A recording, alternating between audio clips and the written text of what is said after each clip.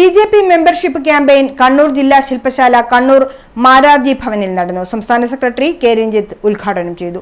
സമയത്ത് അതിന് വലിയൊരു കാഴ്ചപ്പാടുണ്ടായിരുന്നു. രാഷ്ട്രീയ സ്വയംസേവക സംഘം ഒരു രാഷ്ട്രീയ പാർട്ടി പ്രവർത്തിക്കുന്ന രീതിയിലായിരുന്നില്ല.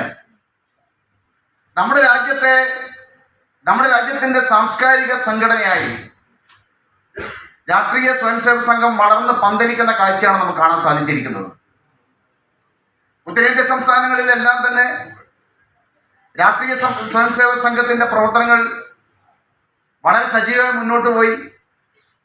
പക്ഷെ കേരളത്തിൽ ഉത്തരേന്ത്യ സംസ്ഥാനങ്ങളിൽ പോലെ കേരളത്തിൽ സംഘത്തിന്റെ പ്രവർത്തനങ്ങൾ അത്ര നല്ല രീതിയിലേക്ക് മുന്നോട്ട് പോയിട്ടുണ്ടായിരുന്നില്ല.